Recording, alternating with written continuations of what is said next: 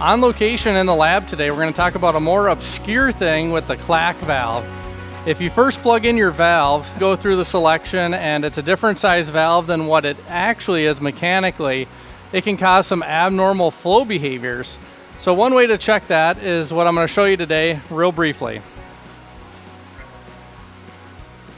Alright, so we're working with a 1-inch twin valve here today, and we're going to go through and hit next and down like we're going to go through a normal program.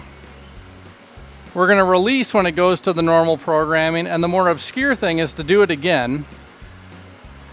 And you're going to get to the valve size. So right now it's set up as a 1-inch twin, which is what it is mechanically speaking. But let's say it was a 2-inch valve. You could go through and select 2-inch and then hit next. We don't want to do it on this valve, but that's how you go through and switch your valve size to the correct thing.